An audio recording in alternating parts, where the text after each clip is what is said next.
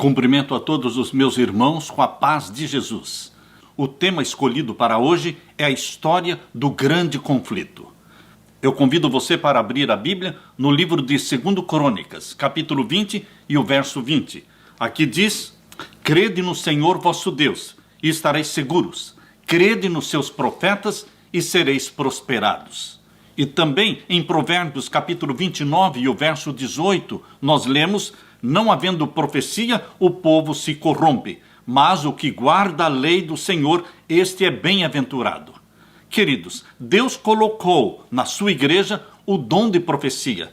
Na primeira carta de Paulo aos Coríntios, capítulo 12, verso 28, entre todos aqueles dons que Deus colocou na igreja, está ali o dom de profecia. Faz parte da igreja de Deus, a igreja remanescente para os últimos dias, o dom profético. Abra sua Bíblia em Apocalipse capítulo 12 e o verso 17. Apocalipse capítulo 12 e o verso 17. Aqui nós lemos: e o dragão irou-se contra a mulher, e foi fazer guerra ao resto da sua semente, os que guardam os mandamentos de Deus e têm o testemunho de Jesus Cristo. É muito clara a palavra de Deus quando diz que Satanás tem raiva, ele está encolerizado contra a mulher, ou seja, a igreja de Deus, que é um remanescente, é um resto que ficou para esta última geração, que antecede a segunda vinda de Jesus. Quem é este remanescente? A Bíblia é clara quando diz os que guardam os mandamentos de Deus, os 10 mandamentos da lei de Deus. E o que mais? Tem o testemunho de Jesus Cristo. E também a Bíblia explica. Nós não explicamos a Bíblia. A Bíblia unicamente pode explicar a Bíblia. E em Apocalipse capítulo 19, nós lemos capítulo 19 de Apocalipse e o verso 10. Aqui explica o que é o testemunho de Jesus. Aqui lemos: e eu me lancei aos seus pés para o adorar. Mas ele me disse: olha, não faças tal. Sou teu conservo e dos teus irmãos que têm o testemunho de Jesus. Adore a Deus, porque o testemunho de Jesus é o espírito de profecia. A Bíblia diz que o testemunho de Jesus é o dom profético. E lá em Apocalipse 12, 17, diz que o povo de Deus, que Satanás tem ódio, é aquele que guarda os mandamentos de Deus e tem o testemunho de Jesus, que aqui diz é o dom profético, é o dom de profecia, é o espírito de profecia. Em todos os marcantes acontecimentos e grandes lances da história do povo de Deus, houve sempre a figura marcante, impressionante do profeta.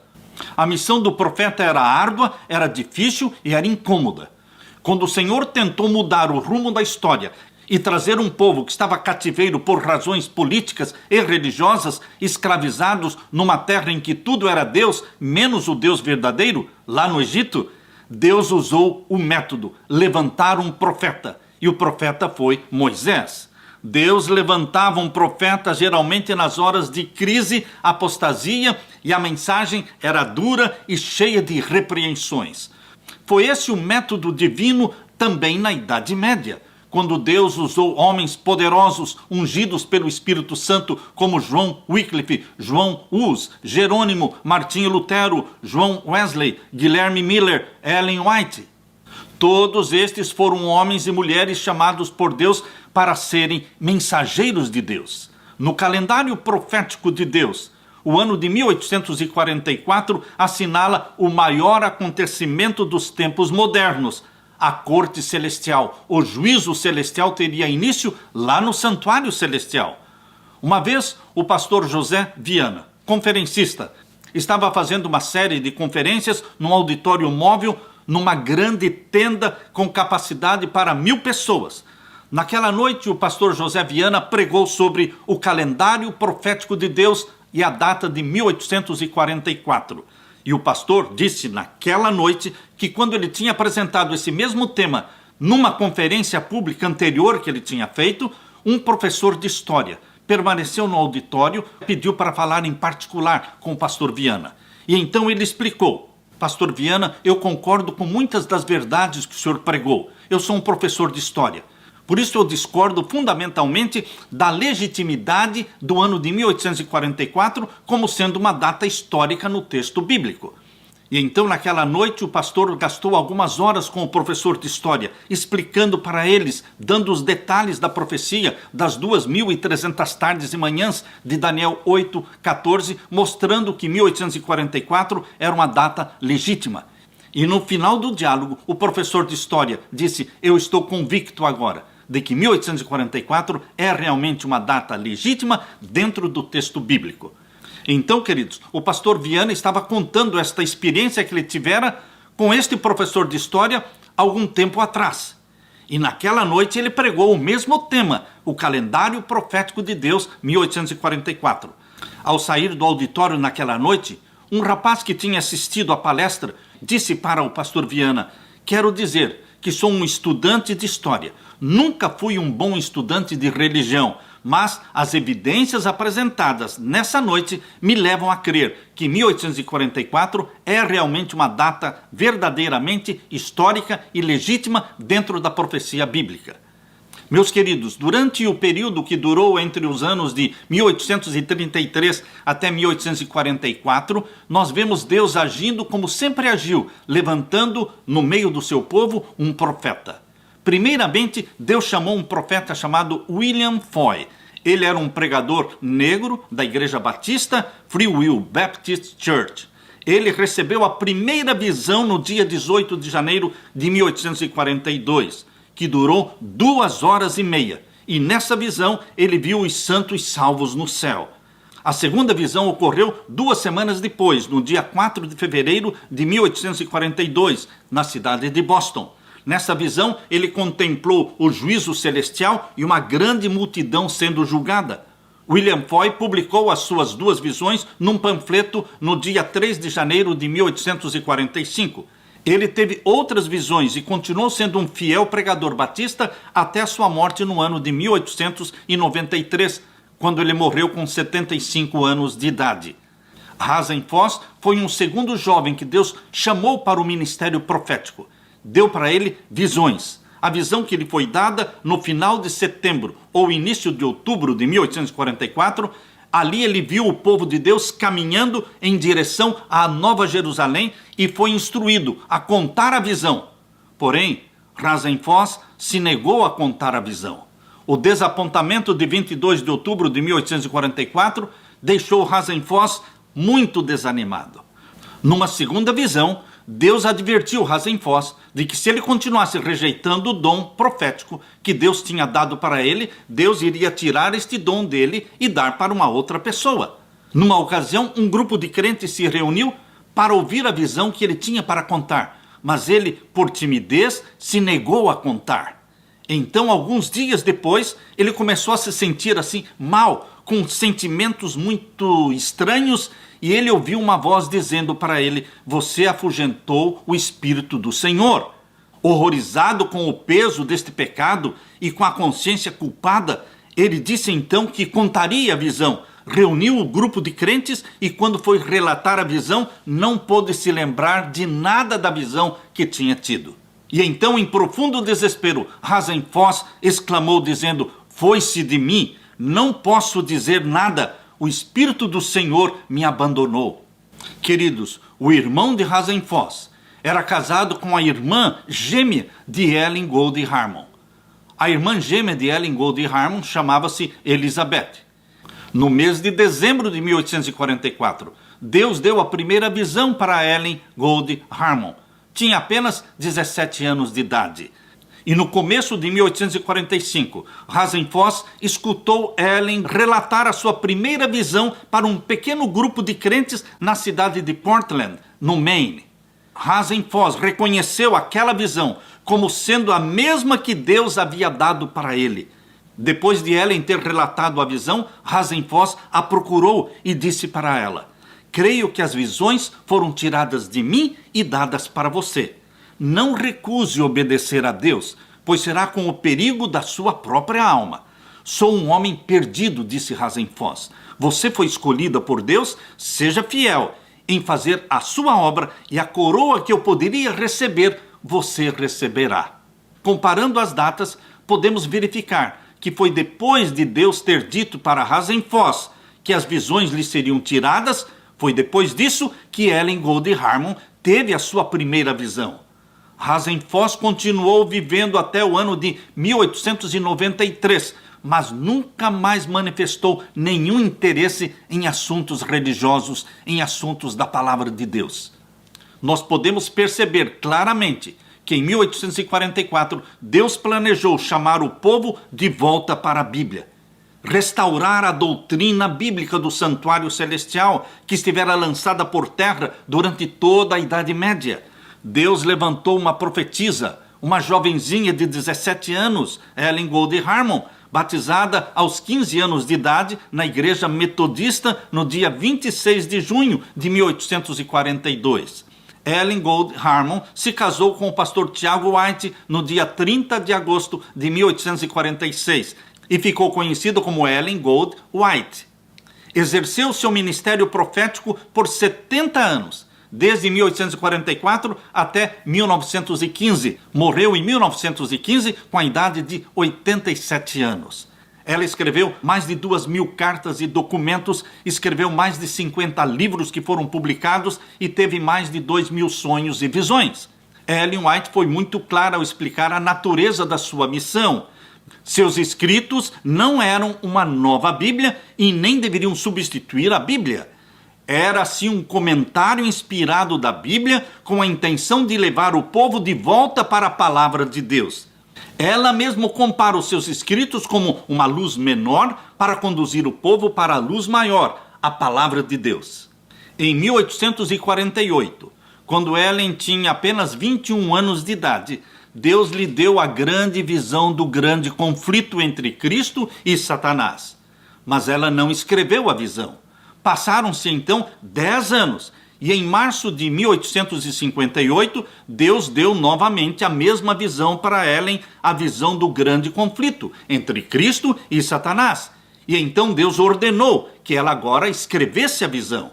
Nessa ocasião, entre fevereiro e março de 1858, Tiago e Ellen White estavam viajando pelo estado de Ohio, visitando alguns grupos de crentes adventistas. No domingo à tarde, houve um serviço fúnebre, no mesmo local onde o grupo de adventistas havia se reunido. O pastor Tiago White foi convidado para fazer o sermão fúnebre, e ele pregou, e depois que ele terminou, Ellen pediu para falar algumas palavras também. E ela começou a falar sobre a breve volta de Jesus Cristo, sobre a ressurreição dos mortos e a esperança do cristão.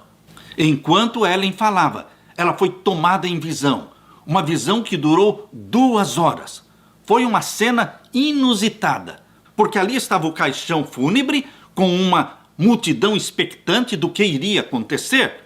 Ao voltar da visão, que durou 2 horas, um grupo foi para o cemitério e outro grupo permaneceu ali para ouvir a explicação da visão. Nesta visão, Deus mostrou vários assuntos para Ellen, mas agora ele deu uma exposição mais plena, maior, do grande conflito entre Cristo e Satanás. Como dissemos, ela teve essa mesma visão 10 anos antes, quando tinha 21 anos de idade, mas não escreveu a visão. Agora, com 31 anos de idade, ela teve outra vez a mesma visão e Deus disse, agora Ellen, escreva a visão. Deus também disse que Satanás faria tudo para impedir que ela escrevesse a visão, mas que os anjos de Deus dariam toda a proteção para ela. Depois do funeral, quando Tiago e Ellen estavam voltando para a cidade de Battle Creek, onde eles viviam, eles estavam voltando numa viagem de trem e juntos faziam planos para a publicação do livro O Grande Conflito. Quando chegaram à cidade de Jackson, que fica a questão de 50 quilômetros mais ou menos de Battle Creek, eles pararam para repousar um pouco. Ficaram na casa da família Palmer. Naquela noite, quando Ellen estava conversando com a irmã Palmer, ela teve um derrame, um AVC. Ellen descreveu esta doença dizendo, minha língua se recusava a falar o que eu queria falar. Minha língua parecia grande e amortecida. Uma sensação estranha e gelada passou por meu coração, por minha cabeça e no meu lado direito. Fiquei insensível, mas fui erguida por fervorosa oração. Por um curto período de tempo, eu não esperava mais viver. Era o 3º derrame que eu tinha com paralisia. E embora estivesse apenas a 50 quilômetros de casa, eu não tinha esperança de rever as minhas crianças. Lembrei-me das vitórias que Deus nos dera durante esta viagem missionária com o meu marido e pensei que tinha sido o último testemunho, a última viagem missionária, e me senti reconciliada com Deus. Porém, por meio de muitas orações, pouco a pouco Ellen voltou ao seu estado normal. Mas por semanas não tinha forças nas mãos, não podia sentir até mesmo uma água gelada quando colocada sobre a sua cabeça. Estava paralisada. 3 meses mais tarde, Ellen teve uma outra visão em que Deus lhe mostrou o que realmente tinha acontecido naquela noite na casa da família Palmer. Deus disse para ela: Satanás havia tentado tirar a sua vida, mas os anjos do Senhor vieram em seu socorro. A princípio, ela não podia escrever mais do que uma página por dia e aí tinha que descansar 3 dias. Mas logo as forças foram sendo recuperadas. Com o poder de Deus, ela se recuperou. E ela pôde contar esta sua experiência na Assembleia da Conferência Geral em 1858, que ocorreu entre os dias 21 a 24 de maio, onde existiam cerca de 400 adventistas presentes. Ela disse diante de todos eles que estava empenhada em publicar o livro O Grande Conflito entre Cristo e Satanás. E em meados de agosto de 1858, o livro foi completado e publicado. O título original era O Grande Conflito entre Cristo e os seus anjos e Satanás e os seus anjos. Este livro apareceu como o primeiro volume do Spiritual Gifts, com 224 páginas. E em 1882, o conteúdo deste pequeno livro foi reimpresso como sendo a segunda parte do livro Primeiros Escritos. O livro Grande Conflito começa com uma visão histórica que inicia com a destruição de Jerusalém no ano 70, aborda o movimento da Reforma e do Advento em detalhes e culmina com uma longa descrição dos últimos acontecimentos escatológicos, preparando o mundo para a segunda vinda de Jesus. O livro Grande Conflito também descreve importantíssimas verdades bíblicas que estavam esquecidas, entre elas o santuário celestial, o juízo investigativo e o estado dos mortos. Grande parte desta primeira metade do livro Grande Conflito é dedicada ao conflito histórico entre o catolicismo romano e o protestantismo. Ellen White escreve que o papado propagou uma forma corrupta de cristianismo a partir do tempo de Constantino, o imperador romano, e durante a Idade Média o poder papal foi combatido pelos valdenses e outros pequenos grupos que preservaram uma forma autêntica do cristianismo. Começando com João Wycliffe e João Hus, e continuando com Martinho Lutero, com Zwinglio e outros reformadores, a reforma protestante prosseguiu, restaurando verdades bíblicas que tinham sido esquecidas. No início do século XIX, em todo o mundo, Deus levantou mensageiros pregando a mesma mensagem da breve volta de Jesus. Sem se conhecerem, sem se comunicarem, em várias partes do mundo, Deus levantou mensageiros pregando a mesma mensagem da breve volta de Jesus. José Wolff, do ano de 1821 a 1845, viajou extensamente pela África, Ásia, Oriente Médio e também Estados Unidos, pregando a mensagem da breve volta de Jesus. E também Robert Winter foi o mensageiro da breve volta de Jesus na Inglaterra. Na América do Sul, o padre jesuíta Manuel Lacunza pregava sobre a volta de Jesus e publicou um livro. O título do livro, A Vinda do Messias em Glória e Majestade. Mas ele publicou este livro sob o pseudônimo de Rabi Ben Israel. O ministro escocês Edward Irving traduziu este livro para o inglês e publicou o livro de Lacunza em 1827, na Inglaterra. Na Alemanha, a mensagem da breve volta de Jesus foi pregada pelo pastor Bengel, pastor da igreja luterana. A luz da breve volta de Jesus foi também pregada na França e na Suíça pelo pregador Louis Galsen. Na Escandinávia, Deus usou as crianças. Crianças entre 6 e 8 anos de idade eram usadas por Deus para anunciarem que Jesus Cristo estava voltando. Nos Estados Unidos, Deus usou Guilherme Miller e os seus colaboradores para pregarem a mensagem da breve volta de Jesus, os Estados Unidos se tornaram o centro da obra do Advento. Deste movimento adventista milerita surgiu então, depois do desapontamento de 1844, surgiu a Igreja Adventista do Sétimo Dia.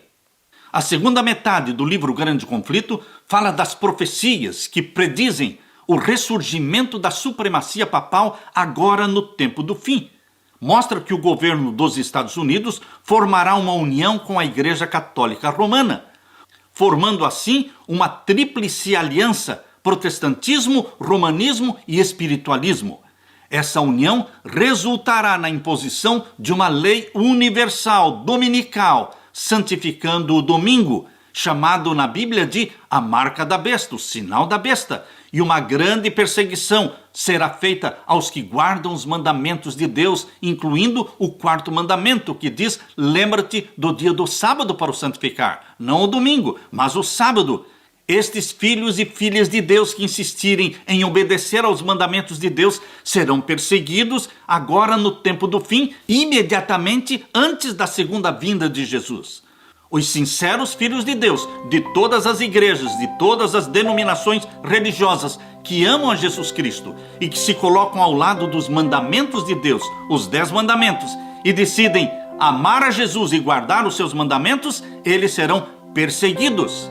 E o livro Grande Conflito termina falando que Jesus Cristo virá para libertar o seu povo, buscar a sua igreja, os filhos e filhas sinceros de Deus, e arrebatá-los para o céu, onde eles vão viver e reinar com Cristo durante 1000 anos. E no final destes 1000 anos, eles descerão com a cidade santa, junto com Jesus Cristo, para esta terra. E então haverá a segunda ressurreição dos ímpios, conforme diz Apocalipse capítulo 20. E então todos os ímpios serão ressuscitados, e eles vão atacar a nova Jerusalém que desceu do céu. E então descerá fogo e enxofre do céu, e consumirá Satanás e os ímpios. Ímpios e Satanás, todos serão queimados, extintos, e Deus cria um novo céu e uma nova terra, onde reina a justiça de nosso Deus, onde o povo de Deus viverá eternamente, adorando a Deus, de sábado em sábado, de lua nova em lua nova, por toda a eternidade. Esta é a bendita mensagem, esta é a bendita esperança. É assim que termina o livro Grande Conflito, com sucesso, com vitória do povo de Deus e vitória de nosso Senhor Jesus Cristo. Aleluia! Louvado seja Deus!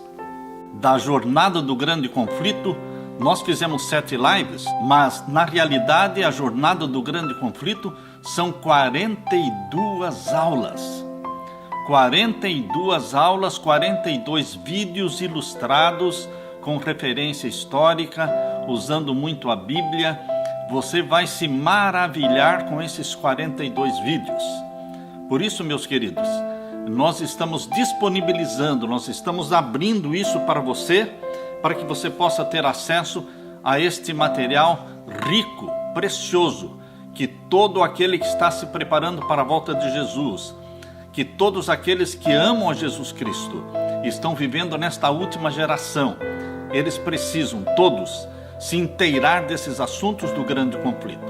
Você precisa se beneficiar destas aulas que foram preparadas. No decorrer dos 42 vídeos, nós abordamos todos os capítulos do Grande Conflito. Falamos ali sobre o primeiro século, a destruição, a fundação do cristianismo, a destruição de Jerusalém. Nós falamos também sobre os mártires da Idade Média, falamos também sobre os grandes heróis reformadores, Pedro Valdo, João Wycliffe, e João Hus, e Jerônimo, e Martinho Lutero. E queridos, nós falamos também sobre a Revolução Francesa e o que fizeram com a palavra de Deus, a Bíblia, na Revolução Francesa. Um símbolo do que vai acontecer em nossos dias, agora no tempo do fim. Falamos também nos vídeos, abordamos o tema da maior profecia de tempo profético, os 2.300 anos, sobre o santuário celestial, doutrina fundamental para entendermos o plano da salvação. Falamos sobre a imutável lei de Deus, os 10 mandamentos que nunca foram abolidos, e o surgimento de Lúcifer, que se tornou Satanás. Este é um tema muito importante que nós abordamos nestas 42 aulas. Falamos também sobre como vencer a Satanás. Falamos também sobre a mortalidade, não a imortalidade, mas a mortalidade do ser humano. E, queridos, nós falamos principalmente sobre o grande perigo da ameaça à consciência, quando a liberdade será abolida e o mundo não mais vai ter liberdade de imprensa nem religiosa, mas eles estarão todos sendo obrigados a guardar uma lei que vai impor o domingo no lugar do sábado. Este será o sinal da besta, o sinal do anticristo. Queridos, estas 42 aulas, 42 vídeos, foram preparados com carinho, em nome de Jesus, pela graça de Jesus.